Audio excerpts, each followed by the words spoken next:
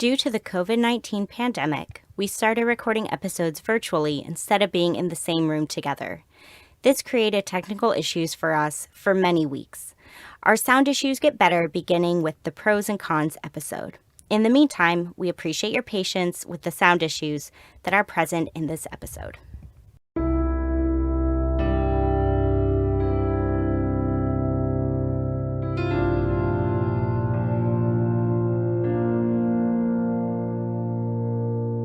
Dialectical behavior therapy was created in the 1980s by Marsha Linehan in Seattle, Washington. Today, DBT is taught all over the world. We're two therapists who believe everyone can benefit from DBT skills. I'm Kate. I'm Michelle. And this is DBT and me. Hi, guys. Welcome back. Hello, says Kate. Welcome back for another week of DBT and me virtual edition, I guess we could say. DBT social distancing? Yes, social distancing DBT, yes, with Kate and I not being in the same room. And yet... House or county? No, yeah, we actually live pretty far apart. I mean, you're a good hour and a half, I think, away from me. Are you in Snohomish County? Like, what's Yes. Okay. Technically, I am in Snohomish County, and you're way down south. Yep. For locals out there, Kate lives in Auburn. I live in Monroe. That will mean nothing to anyone who doesn't live in the state of Washington. But we live a decent ways apart. But today... from my bedroom to your closet. Yes, that's where we are. I'm in my walk-in closet where the sound quality is better than anywhere else in my house, and Kate's in her bedroom. So here we are, coming to you guys from those locations. And today we're going to be covering another emotion regulation skill called Check the Facts. Yep, exactly. So, I don't know, I'll share my thoughts on this skill before we get into actually how you do it. And then, Kate, you can share some of your thoughts too, perhaps. But Check the Facts is, I feel like, a skill that really harkens back to when we talked about Wise Mind all those weeks ago. Because when we're in our emotion mind, we're not thinking about the facts of a situation more often than not. We're making decisions based off of what our emotions are telling us to do and what we feel. Sometimes that can go really well. Sometimes that can go disastrously, if that's a word. Is that a word, Kate? Disastrously? Okay, cool. It sounded kind of weird as I said it.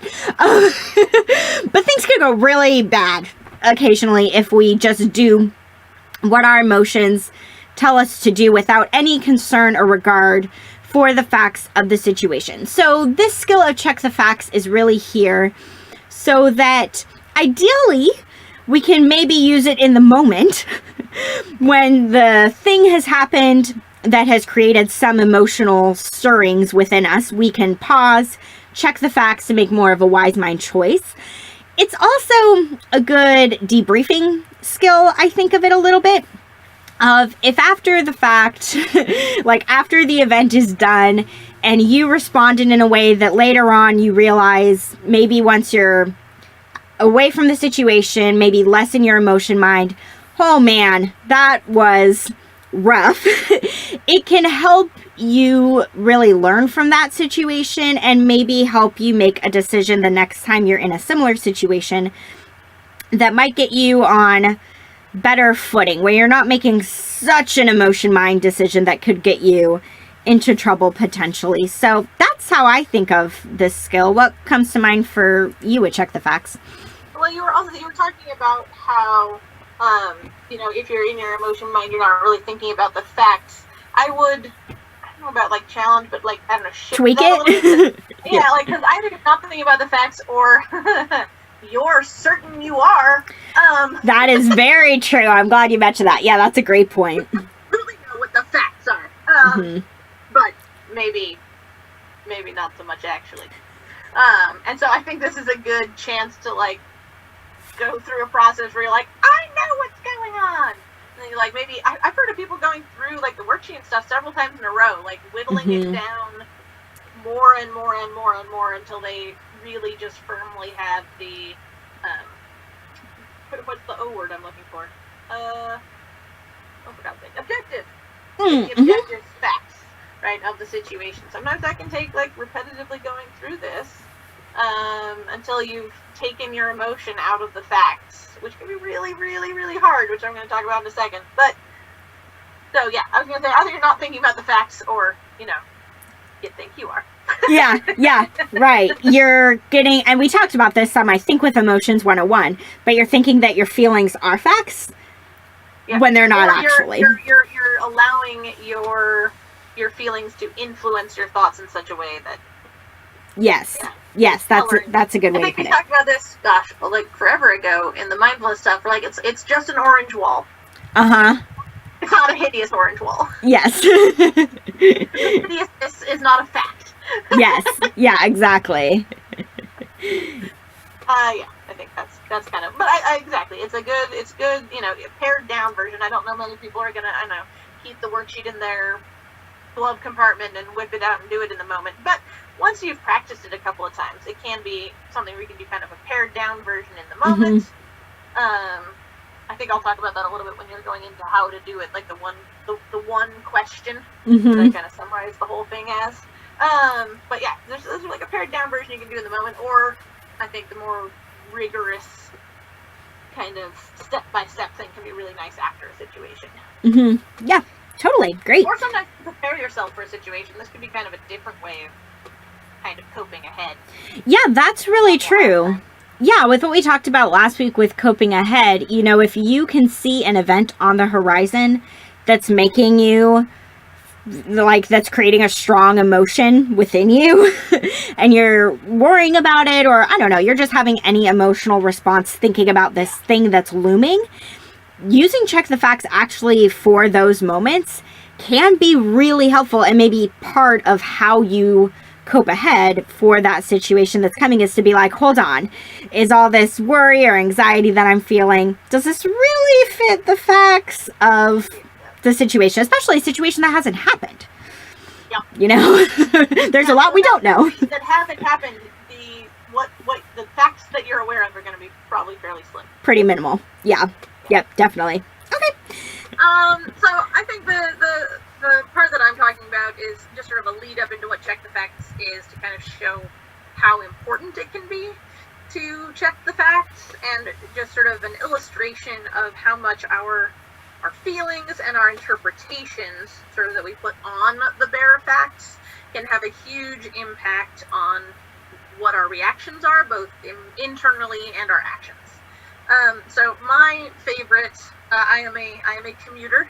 I do an unfortunate amount of driving, so a lot of the examples I bring to DBT are driving focused, because, what irritates us more? And lots of us drive. It's a pretty universal example, more or less. About as universal as we can get.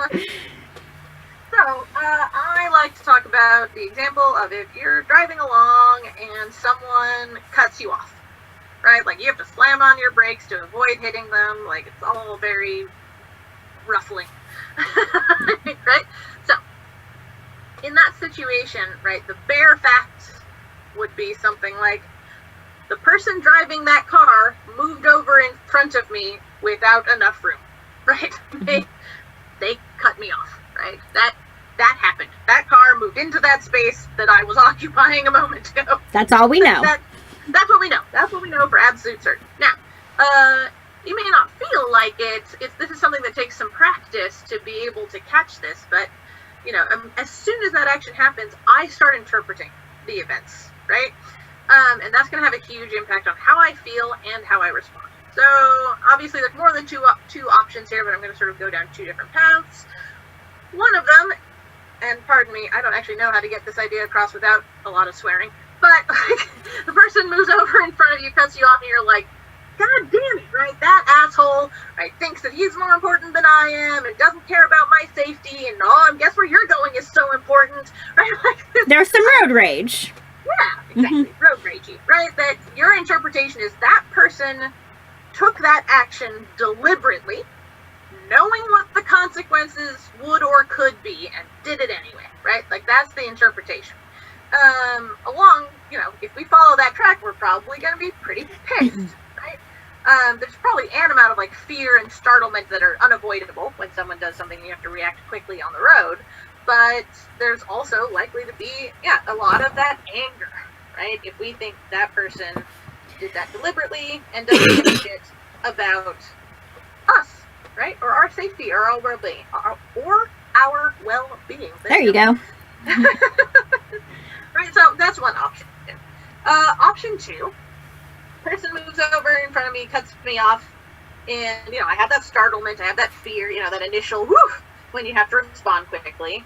But then my interpretation might be, you know what, I bet it was just on accident. I have certainly cut people off on accident before. They were in my blind spot, or I was distracted. We all like to think we're not, but everyone drives distracted to some extent or another, even if you're not doing the typical on your phone or whatever things. Even if you're using your own head a little bit, right? And you just weren't paying close enough attention, or someone was in your blind spot. I have absolutely cut people off unintentionally in my life when driving. So if my interpretation of that other driver's actions are something like, you know what, I bet I was in their blind spot and they just didn't see me. I'm still going to have the fear, I'm going to have the startlement, but I'm not going to have the anger, right? If I've chosen instead to give that person the benefit of the doubt, and also to take a path that has more empathy, more compassion in it. Like, I can relate their activities to my own experiences in a way that helps me be more forgiving, compassionate and kind towards it. And your actions are going to be different, because you're not going to be having the road ragey response. You're probably just going to keep driving.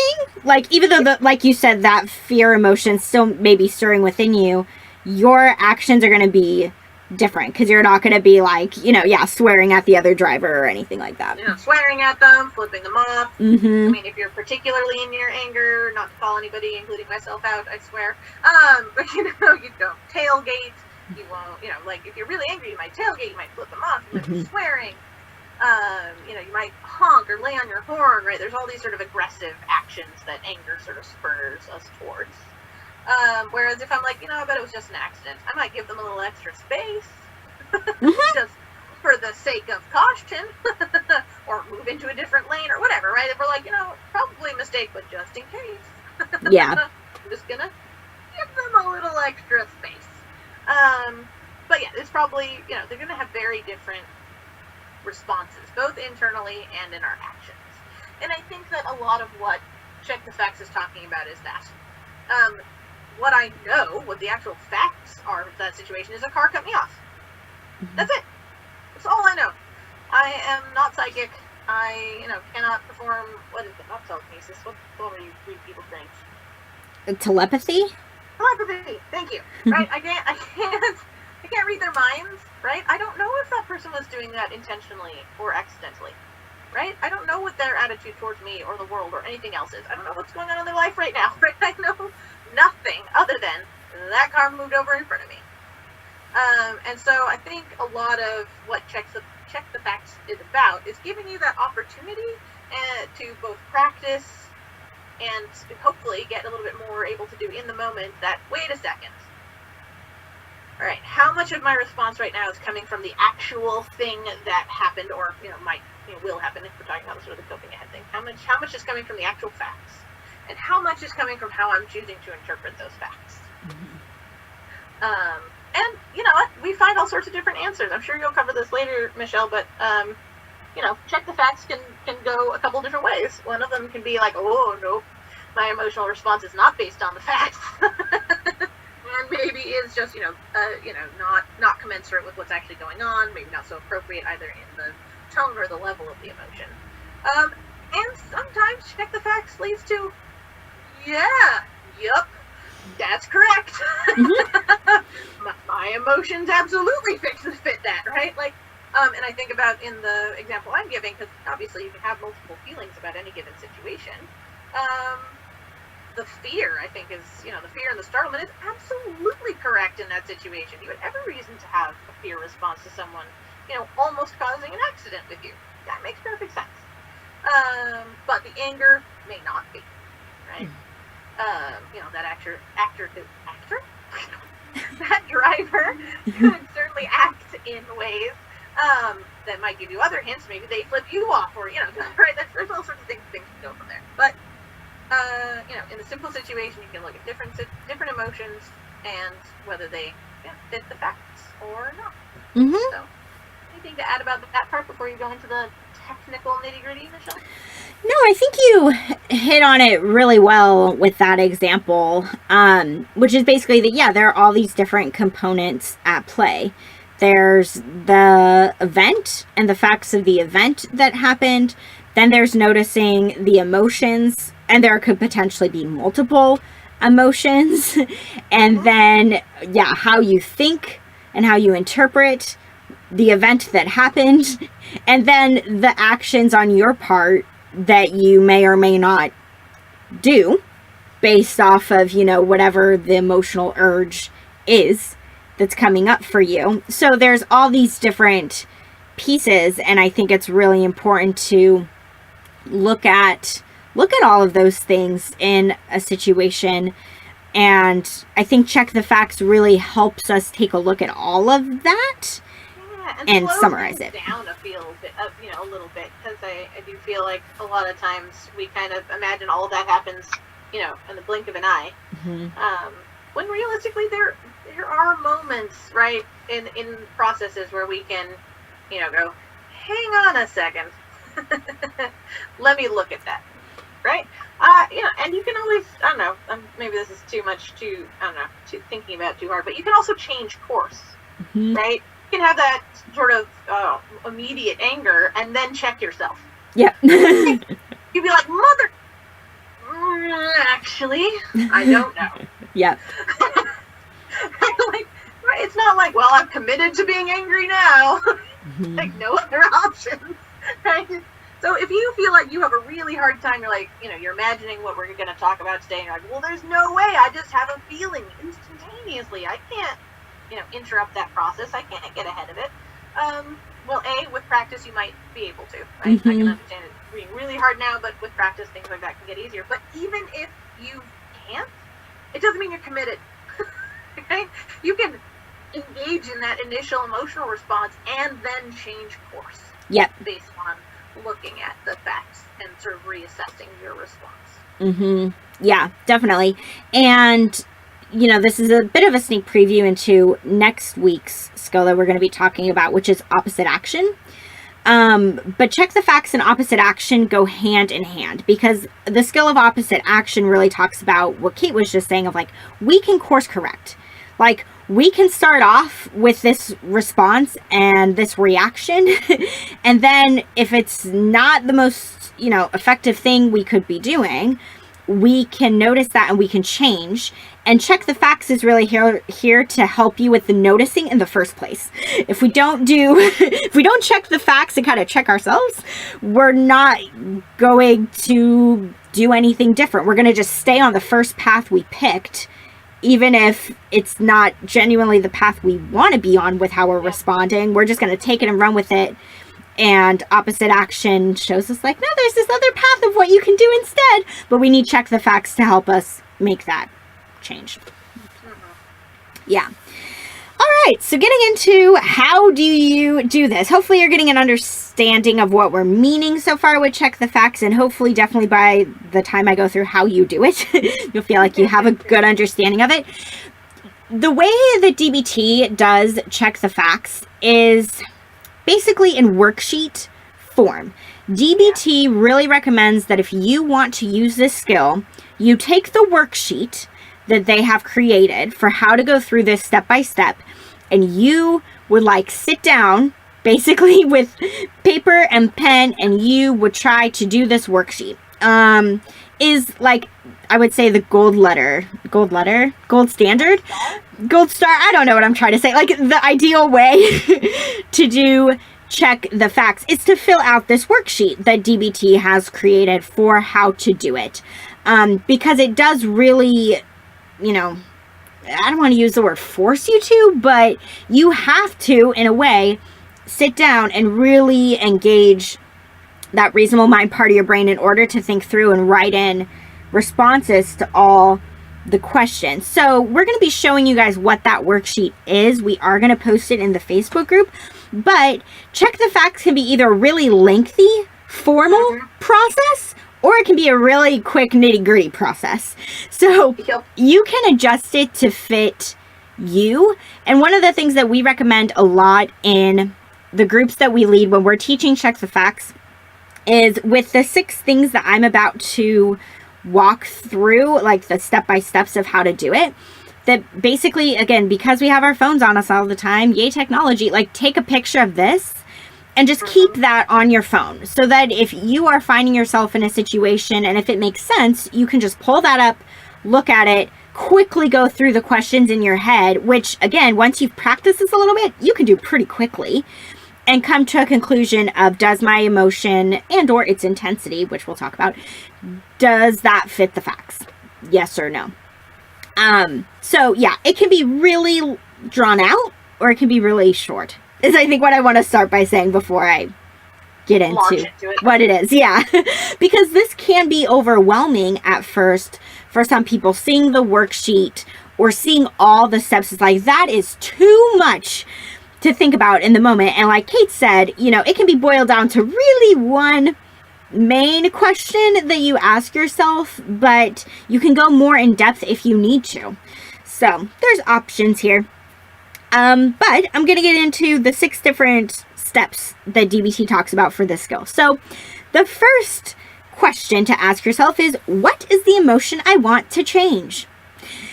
If we don't know what the emotion is, we're probably not going to be able to know if that emotion fits the facts because we don't know what the emotion is to begin with. Some of the stuff we talked about a few weeks ago in the 2 different emotions 101 episodes, you know, to bring some of that back, we have 5 core emotions: anger, fear, disgust, sadness, and joy. So try to maybe at least scroll through those 5 options in your head if you're having a hard time pinpointing it, of which of those 5 does this emotion fall into. You may know immediately right off the bat what your emotion is, or you may not be able to tell so much. Or I think even this seemed to me anyways, that as you were going over the example, Kate, like at first you were talking about the fear a lot, and then as you were talking about it, you were kind of like, oh, and there's anger. You know, oh, by the way, there's this other emotion too. So there may be multiple emotions, there may be just one emotion, but first we've got to know what the emotion is. And the language here is specifically, what is the emotion I want to change? Like Kate said in that example, she didn't necessarily want to change the fear, but the anger. That was the emotion that she was like, hold on, you know, is this the, you know, this is the one that's maybe taking me down a path that I'm not sure I want to go down, of like tailgating this guy and whatever. So picking, I would say, as best you can, Kate, you can give me your thoughts on this, but I would say picking, again, you got to know what you're feeling, but picking, again, like one emotion, if there's multiples of like, this is the one I maybe want to think about, does this particular one, that I want to examine. I like that word there. Yeah, it's a lot to change, but I feel like that's a question that you don't have the answer to yet, because I think it's like, what feeling do I want to examine? What do I want to look at to see if it fits the facts or not? I like that phrasing a hell of a lot better than what do I want to change, because I think, again, it's important to re-acknowledge here that we're not necessarily trying to change the emotions. And yeah, I've been using that word up until this point because that's the term DBT uses, but it's not that I'm wanting to change the emotion. It's that I'm wanting to examine it, get more information about it. And our emotions can lead to actions that we don't like. But that's why we, you know, and again, we'll talk about it next week. I don't want to keep saying that over and over, but with opposite action, like, we will talk about how to change the actions without changing the emotions. Like, you can still feel the anger and you can choose a totally different response. So, which often has the end result of shifting your emotional state, but it doesn't mean that necessarily shifting your emotional state is the first goal. Yep. Yeah, definitely. So yeah, that's the first question. What's the emotion that, as DBT puts it, I want to change, but I like Kate's term. What is the emotion I want to examine? So we'll go with that. Then it asks, what is the event prompting my emotion? And this part is key to be as objective and factual as possible. Like Kate said with her example, a car, moved over into my lane in front of me, with not enough room or whatever it is. We want to really be mindful of not picking emotionally charged words, right? Instead of the orange wall is hideous, that wall is orange. That's where we want to be getting to here. Rather than that person was a bitch to me, that person said da da da da da da da. We want to really make it objective so that in an ideal world, you could describe that situation to a wide variety of people who witnessed it. And everyone would agree. Yep, and everyone would agree. Like, put on your courtroom hat a little bit, and if you were like, I don't know, going in front of a judge, right? Like, how to be as factual as possible with what happened. And sometimes just doing that process alone of thinking about the situation in a more objective way already may shift things internally for you to just take out some of those really charged words that we might be tempted to go towards, but to really describe the event as factually as possible. And you may have to revise this in your head a couple times before it's truly factual. Like, it may start off, I'm trying to think about with your example, like, it may start off with, well, that guy was an idiot. That's what happened. It may start off there, and then it might be like, I don't know, well, he was being, really unaware, or stupid, or whatever, like, and then eventually we get down to, like, the actual facts. So you may have to revise this a couple times. For some people, this may come very naturally. For some people, this may be really hard. But to try to then ask yourself, okay, what was the, again, prompting event is how DBT puts it, but what was the thing that happened? And to be as factual as you can with what it was and how you're thinking about it. I talks about facts you observe your senses. I think that's like a good way to like filter it a little bit. Can you say it one more time?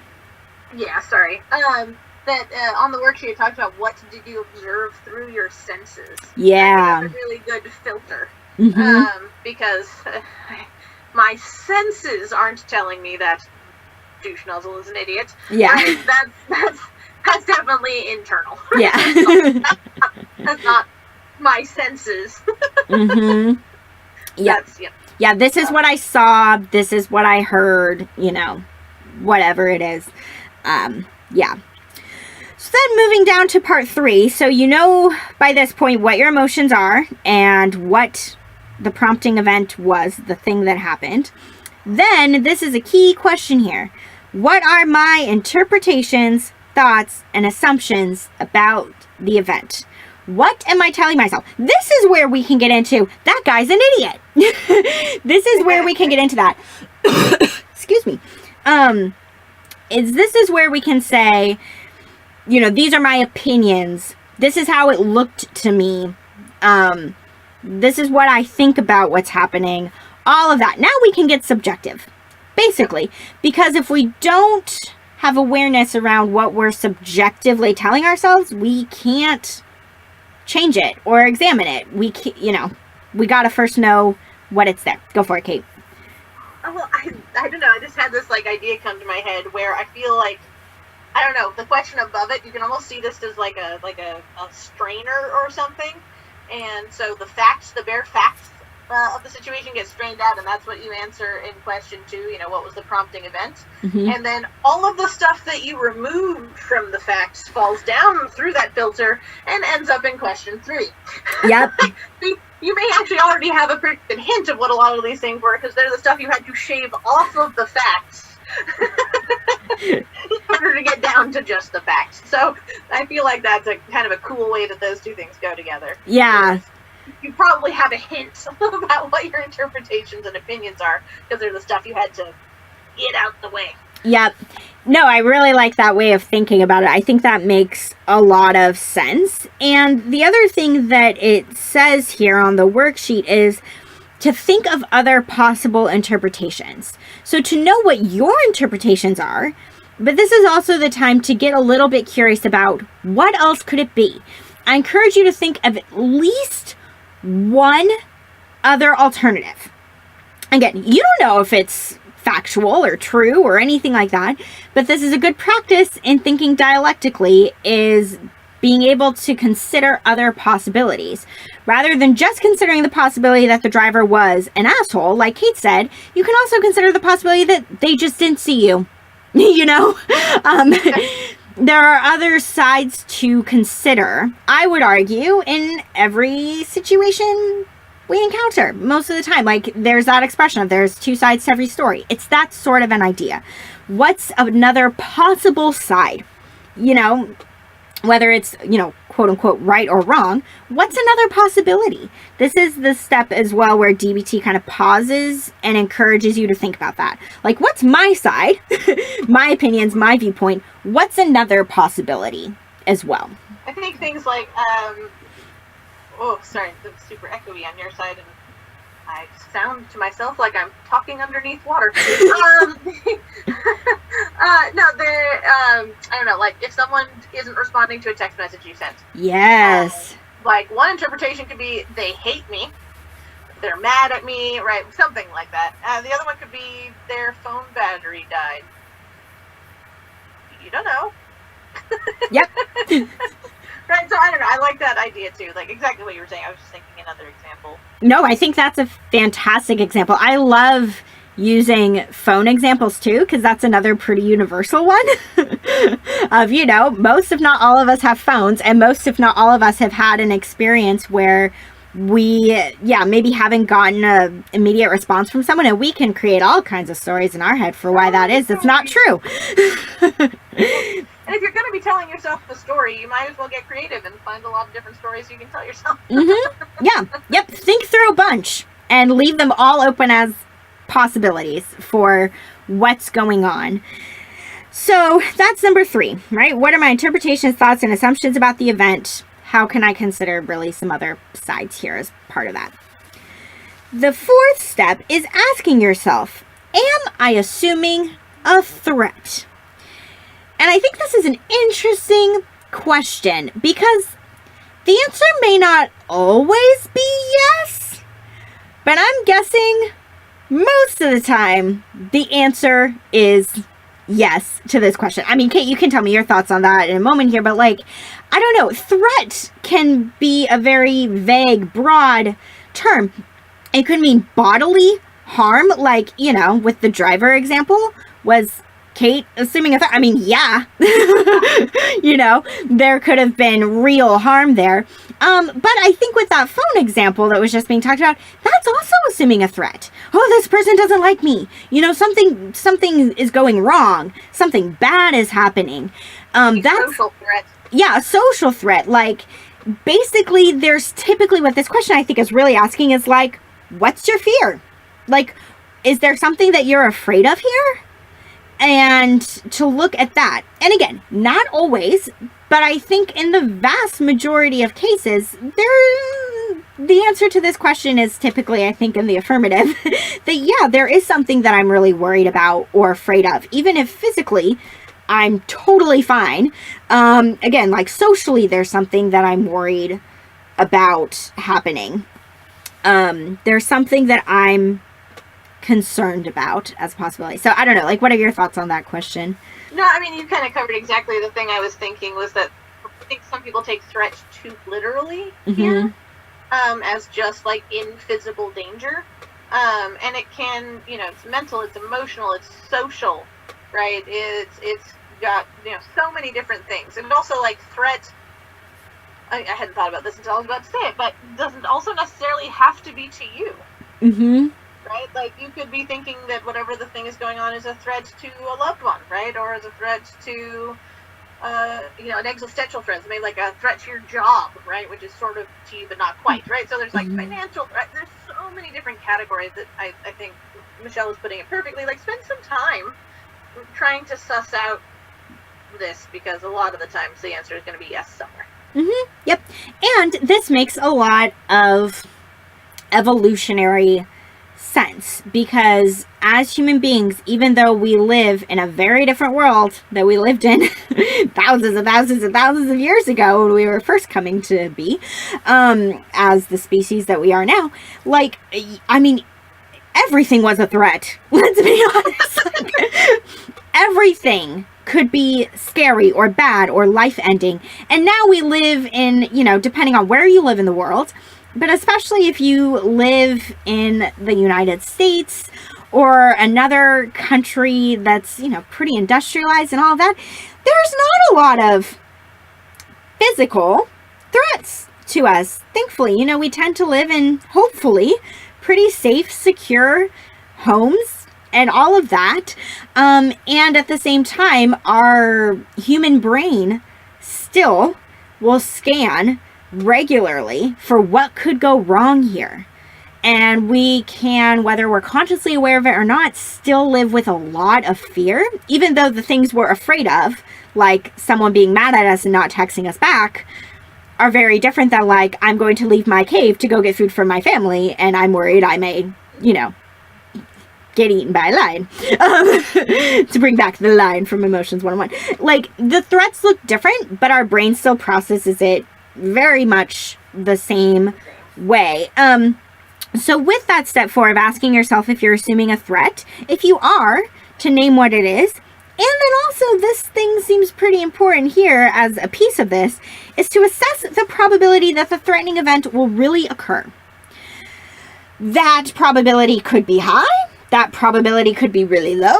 I don't know. Depends on the situation at hand. Again, I think with the driving example, that's maybe a pretty high probability one of, like, yeah, this was almost really bad. With the person not texting back, I mean, depends on the history there. It depends on a whole bunch of things. Yeah. But my initial thought is that probability of this threat happening of, like, they're never going to talk to me again, it's probably pretty low. So being able to, again, try to get into your wise mind and look at what's the probability here of this threat actually occurring. If it's helpful, you can think of it as percentages.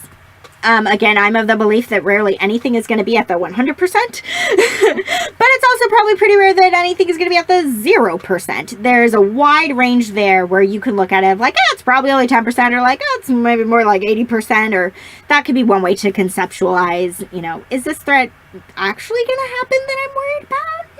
I don't really know. So then the next one, number 5, which is similar, but also different. Oh yeah, Kate?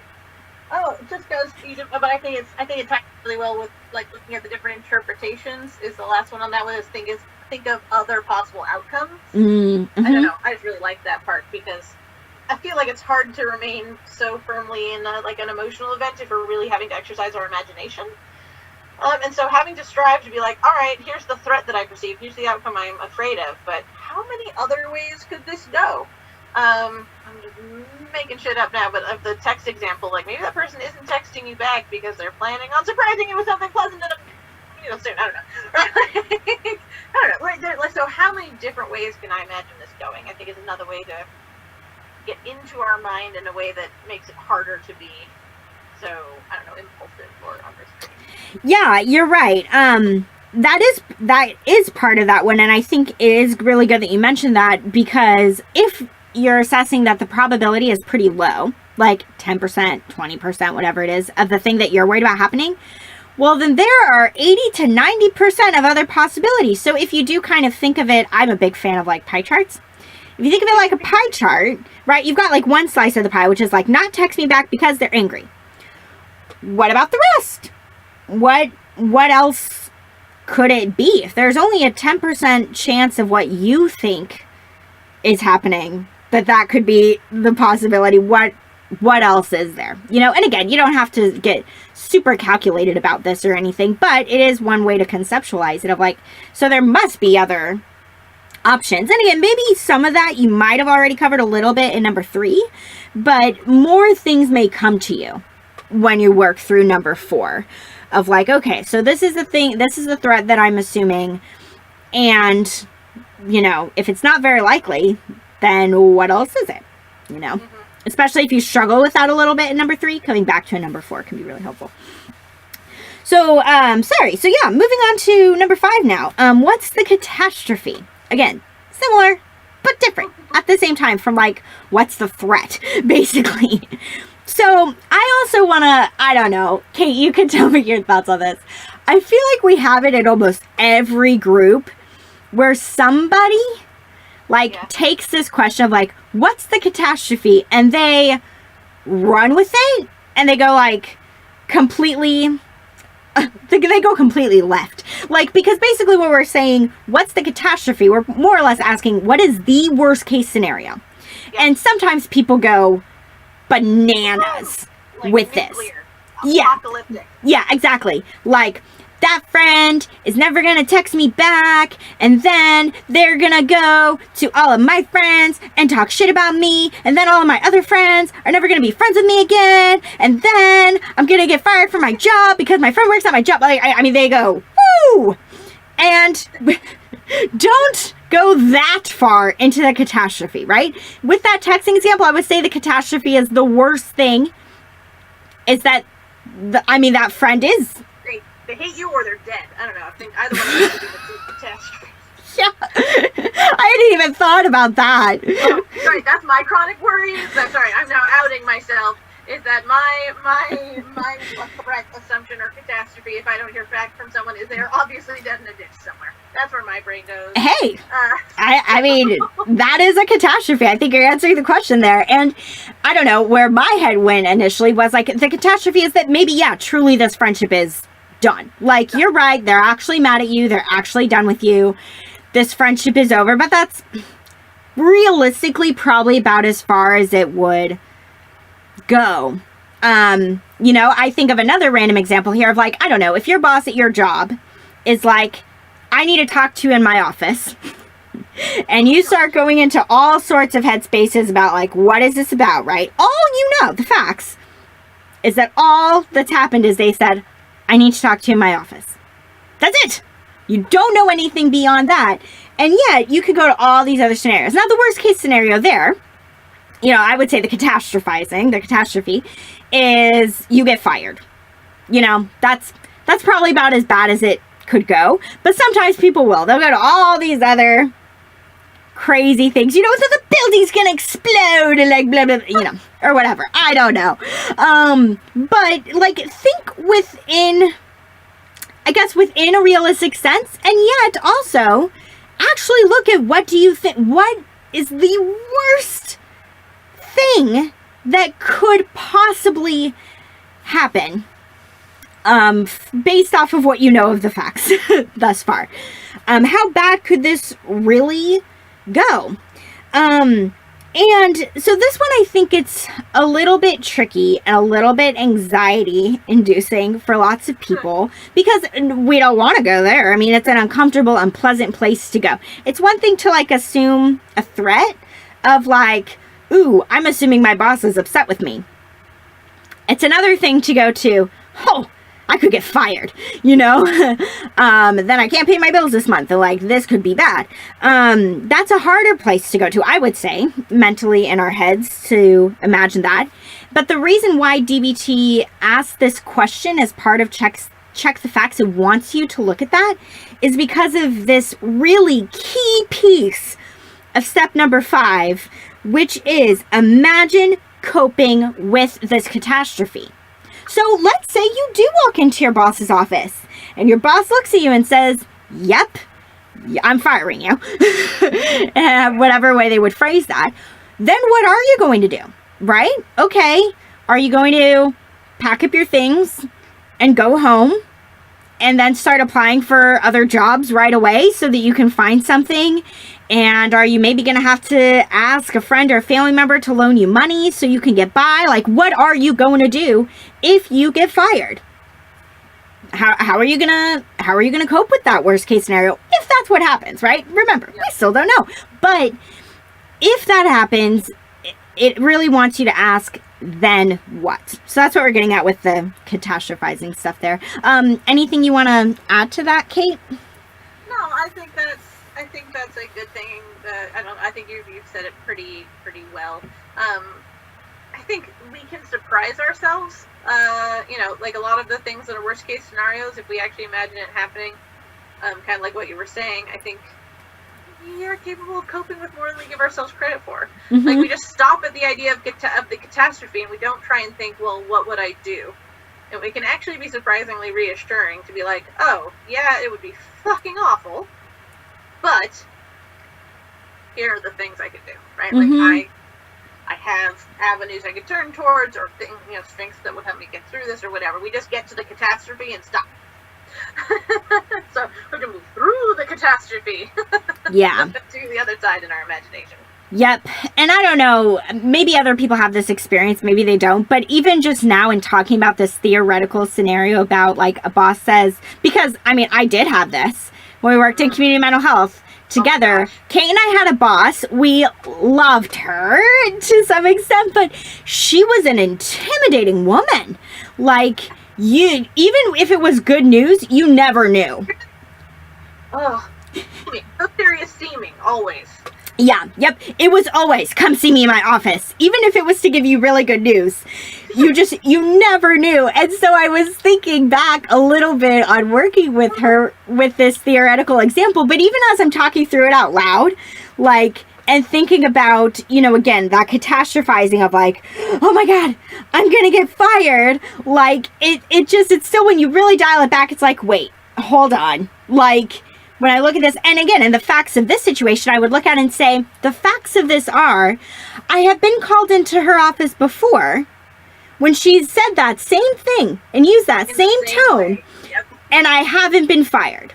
That's a fact. I haven't been fired yet. Like, and when you think about the catastrophe, sometimes for some people, I feel like for some people, it's really anxiety provoking. For other people, it's almost laughable. It can be of like, well, I mean, that is the worst case scenario, but like, now I sound kind of silly, like, thinking about that. So it can really vary, and it can really depend on the situation and the person, and like, be kind to yourself no matter which way you go. There is not a right or wrong here of how to respond. But that was a response that I had internally of like, yeah, it does kind of sound a little bit ridiculous to be like, oh my God, I'm going to get fired today. Like, wait, hold on. I don't know. I was going to be fired today, like 6 times in the last 8 weeks. Yeah, exactly. Yeah. Yep, exactly. So that's a really important piece of that 5th step there of asking yourself, what's the catastrophe? But also imagine yourself coping with it. That's the key piece there. What would I do if this happened? Okay. So we have gone through all of those. I'm going to briefly recap before we get to the 6th and final step, which is the first step. What is the emotion I want to examine? Second step, what's the event that prompted this emotion? Third step, what are my interpretations, thoughts, and assumptions about the event? Fourth step, am I assuming a threat? Fifth step, what's the catastrophe? And now we reach the end of the line.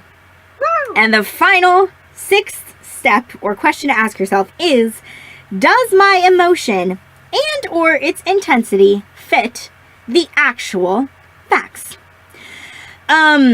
So this is a good spot to talk about that word intensity, because what I tend to see when we do this with clients in groups, or when I've not with formally teaching the skill to clients in my individual work with them, but again, kind of asking some questions to get them to like look at this a little bit, is like, okay, so sure, maybe it does make total sense to feel that anger, right?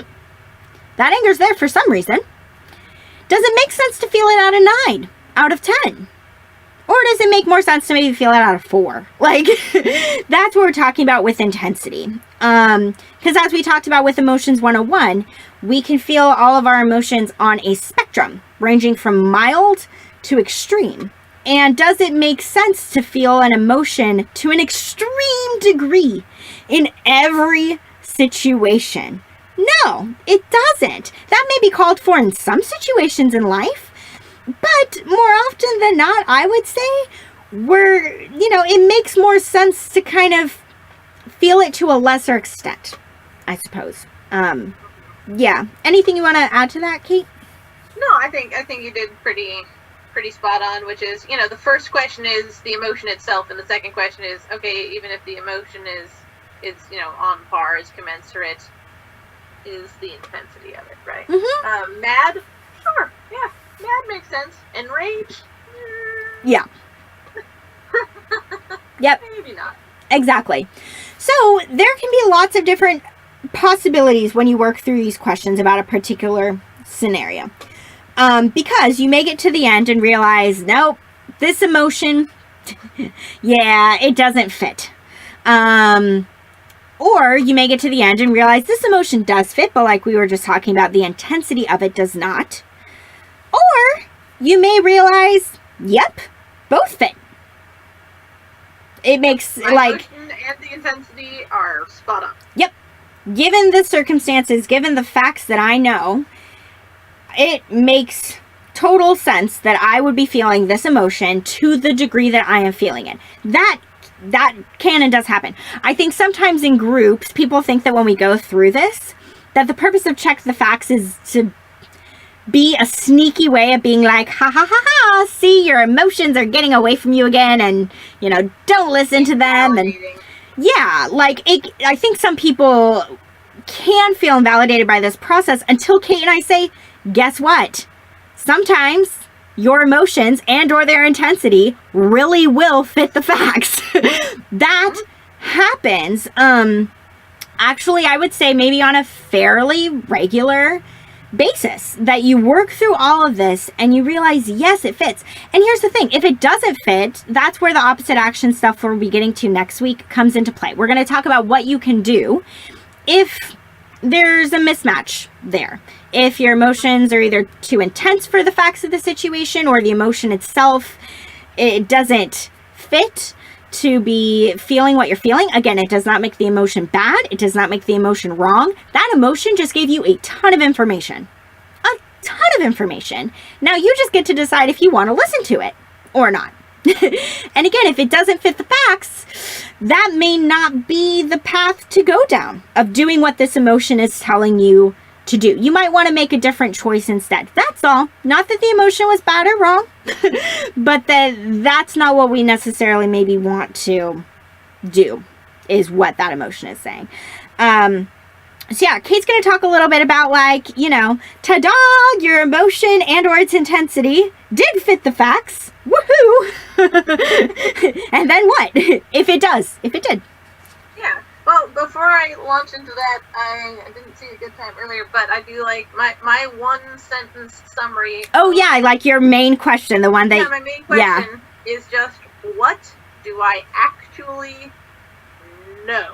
Mm-hmm. And like, to be intensely precise with the word no. Mm-hmm. Not what's my best guess. Not what has my experience led me to believe. Not, nothing, but actual, like, spot on knowledge. And to just sort of, it's nice that I like asking myself that pretty regularly. Almost anytime there's an anxiety, for me, is like, wait a second, what do I actually know? Right, so, I don't know. I know the car moved over in front of me. I know I haven't gotten a text message yet. I know my boss wants to talk to me. That's it. Everything past that is a story I'm making up. Yep. And at that point, we do get a bit of a choice on, do we want to make up a story that's going to leave us freaked out, sad, angry, anxious, whatever? Or do we want to tell ourselves a story that leaves us feeling calmer and, more peaceful, more able to move through the world? And I would say this is, I don't know, like an 11 on a scale of 10 of difficulty, so please bear that in mind. Can we hang out in the ambiguity? Like, can we actually go, that's all I know. That's it. That's all I know. And actually everything else would just be a story I'm choosing to make up, right? Like, so can I hang out in the waiting space until I get more information? Which is really, really, really hard. Yeah. Human brains do not like that, right? So if you've ever done that, give yourself, I don't know, the giantest of kudos right now. And if you haven't, you're human and that's okay. Yep. Actually, So those are the things. Yeah. For me, the whole check the facts can be in an emergency, in a split second, can come down to just what do I know? Yep. To piggyback on that a little bit, because my therapist, this was a little while ago, but fairly recently. I mean, I think it was within the last 3 months or so. Okay. But I didn't even realize that I had a pretty bad habit of saying, I know, right? Oh, I know that bothers so-and-so when I do that. Oh, I know that this was going to happen. I know, but like, I did not realize how often I say that phrase, I know, followed by fill in the blank here. I had no idea. And she, in like a kind, loving way, but basically drew my attention to it and encouraged me whenever I think that or whenever I say that to try to rephrase it in some other way. Rather than saying, oh, I know that like my mom hates when I do that, or whatever it is, to say instead, yeah, I don't think my mom likes it very much when I do that.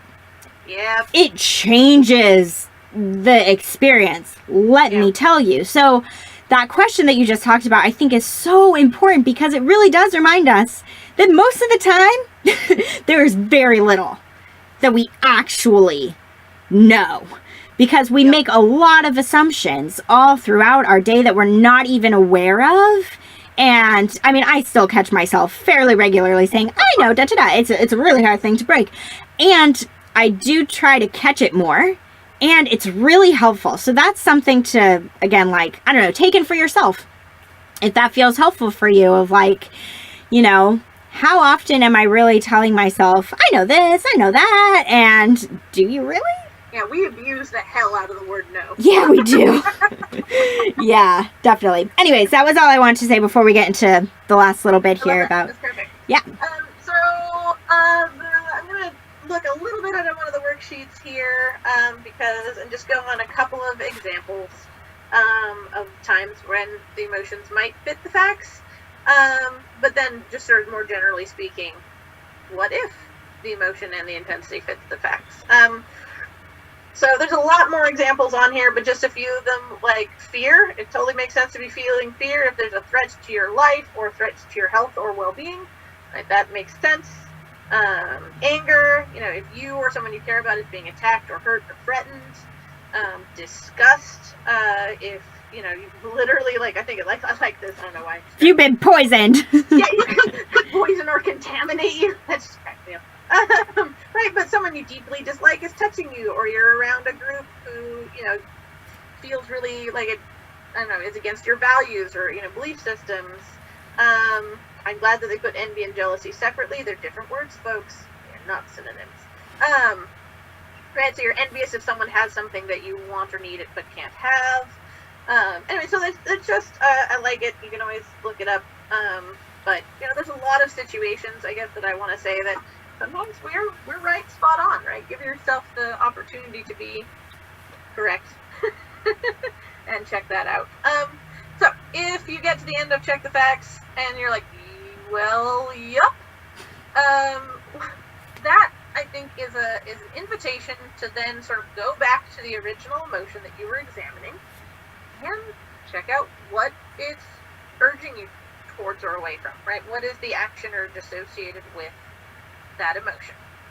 There still needs to be some filters. It can't be like, well, the emotion and the intensity are correct, so I guess I'm just going to do whatever the emotion wants me to, because even totally appropriate emotions can lead us to inappropriate or unsafe actions, right? You'd be like, yep, I absolutely, being enraged is appropriate.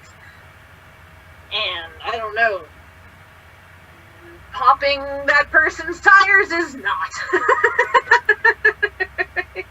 Yes, it's not a free pass to do whatever you want to do. That's what it's not, right? It's not just, but it is worth assessing, right? It's worth looking at and be like, all right, yeah, I am enraged, or I am petrified, or I am, crushed emotionally. What does that feeling prompt me towards? And then you can go through other questions. Is that safe? Is that, technically accessible to me? Is that going to put something else in danger down the line, right? Feels really good right now, but I'm going to get fired for it. Something like that. But listen, engage the conversation, engage the emotion in that conversation to an extent. And then also, I think of it as, if you found that the emotion is, what does it say, not fixed, is not fitting the facts, Jiminy Christmas. Then Michelle was talking about a little bit like opposite action, which we'll talk about next week. But you can, you're like, all right, I'm not going to follow the emotions. But in this case, if they are correct, they are appropriate, if they do fit the facts, even if you don't go with the first thing the emotion wants or the full extent of what the emotion wants, you probably still want to act in line with that emotion, right? You probably want to find a way to have some healthy expression of that, either to the person that's causing it, or if that's just unsafe, maybe to a friend, maybe to a family member, maybe into your journal, right? Some amount of explicitly validating and expressing that emotional state. And then also shifting into some sort of self-soothing, rather than trying to explicitly get out of that emotional experience or take a right-hand turn with that emotional experience. You're not trying to change it, you're just trying to soothe it. You're trying to help yourself feel better, feel okay, feel more capable. So that's kind of what I think about it is, one, all right, time to have that conversation, emotion. You were closer to right than maybe I thought. What is it you want me to do? And if it's like, burn it all down. Okay, well, can't do that. But I can go hit my punching bag for 30 minutes. I can do that. That's in line with being angry. So, all right, we can ask it, right? After a few times of telling it I can't, burn it all down, maybe it'll start to, have different impulses anyway. But, right, look at it and consider acting in ways that feel in alignment with what your emotion is. And look more at soothing rather than change. Mm-hmm. Do you have any other thoughts on that, Michelle? I did a moment ago, and then it flew away. I remember. It just came back. That I think it can be really important with this checking the facts idea is that if you grew up in a family where you were consistently told or given messages that your feelings were wrong or bad or something like that. Yep. Like, for example, if you're a little kid and you fall down and scrape your knee and you feel scared and sad and you're crying and you're upset, that probably fits the facts for a kid, right? Like, you just got hurt. And you're a child, so you can't, you need someone to take care of that for you. But if in your family, rather than a parent coming over and saying, oh yeah, let's go clean that up and put a Band-Aid on it. Yeah, we'll take care of that. If you came from a family where they were like, quit your crying, if your emotions were invalidated or the way they were expressed was invalidated and you didn't feel held and supported by people in your life when you were feeling whatever emotion it was, this may be kind of tough for you because to actually see, again, there may be times, it could be hard either way, I think. It could be hard to see, oh, my emotions don't fit the facts. We don't want you to feel invalidated all over again. And it can also maybe be hard too when your feelings do fit the facts because you're maybe not used to knowing how to be kind to yourself, like Kate was just talking about, when everything does line up, and how to accept it when you're like, oh, again, metaphorically, oh, it does make sense to cry when I scrape my knee. Oh, that's okay. It may be an experience that really stirs some stuff up in you and may feel kind of foreign. So I don't know, I just wanted to tack that on a little bit, that it may be hard to validate yourself. That oh, my emotions do fit the facts. Sometimes they will, sometimes they won't. And to really be okay with either way that it goes. Yeah. Yep. That's a really good point, Michelle. Thank that up. I think that's good. Yeah. Yep. So I'm done with that. You want to give them their homework? Yeah. So, homework this week. So we're going to post the check the facts worksheet. It is a 2-pager. And basically, we encourage you to work through it. To, if you can, take some time to sit and answer the questions. Like we talked about, you can do this for an event that hasn't happened yet. If you're having a strong feeling, anticipating it, you could do it about an event that's already happened as a way to debrief it. Just change, the wording to basically past tense. Like, instead of what are my interpretations, you can say what were my interpretations. So you can easily alter it for an after the fact thing that has already occurred, but to work through it. Or, kind of, again, the shorter, abbreviated version, if sitting down and doing a worksheet is not your thing and that requires you printing it out and all this jazz, to just do what Kate said. What do I know? Ask yourself that question at least once this week. What do I know? When you find yourself feeling strong emotions, especially about something that hasn't occurred yet, what do I know? And to just see how that experience is for you. It's a fabulous question to have in your back pocket that you can pull out pretty easily and ask yourself. So that's what we're recommending. Either do the more long drawn out worksheet if you want, or keep Kate's question in mind and ask it to yourself periodically when it arises for you. And email us, dbtandmepodcast@gmail.com. Questions, concerns, anything like that. Check the facts. I don't know, Kate, I don't know how you feel about this so far, but I feel like this is maybe the hardest skill we've gotten into so far. Wise mind can be a bit tricky to actually do. Check the facts. It's a complex one. It's tough. So if you get stuck along the way, email us. Ask us questions so we can help you out. Or post them in the Facebook group. If you're part of the Facebook group, then we respond more immediately to those than in a Q&A episode. If you're just like, I'm not understanding this step, or what does it mean, ask away, and we'll be happy to help. Yup. Okay, cool. All right. Closing moment. Okie dokie. So, as per usual, I'm just going to go ahead and invite everybody to get into a comfy position. That could be sitting, standing, laying down, whatever works for you right now. And if you're in a situation where you're comfortable and safe doing so, I also invite you to go ahead and close your eyes. As always, we are going to begin by just tuning into our breathing. Just noticing. You don't have to breathe any more slowly or any more deeply than you are naturally. And it's just about focusing your awareness. Just about letting your breath bring you into your body and into the moment.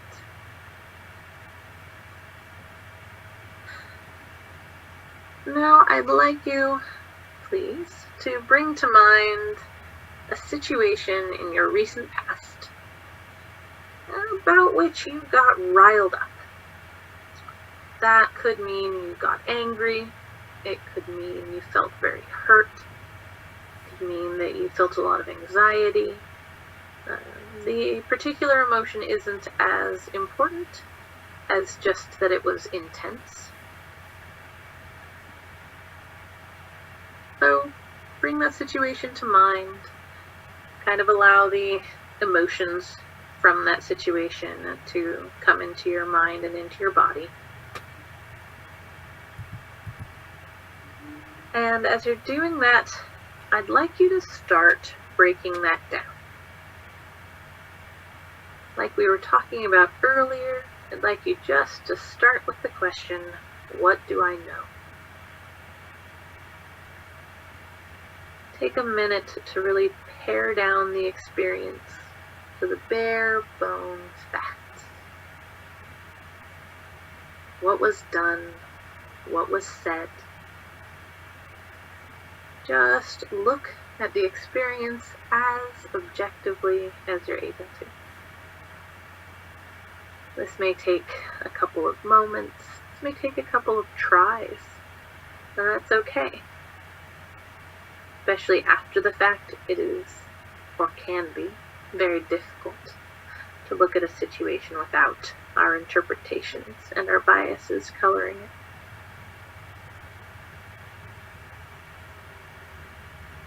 When you feel like you have a decent understanding of what the facts are by themselves,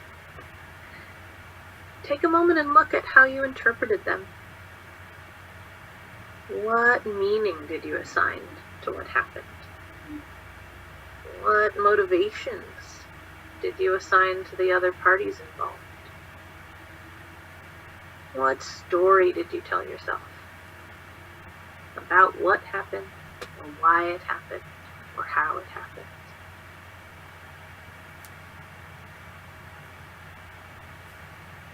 Ask yourself, did I actually know that thing, or did I think that thing? And if it falls into the category of thinking or feeling, set it there in a separate pile away from the facts.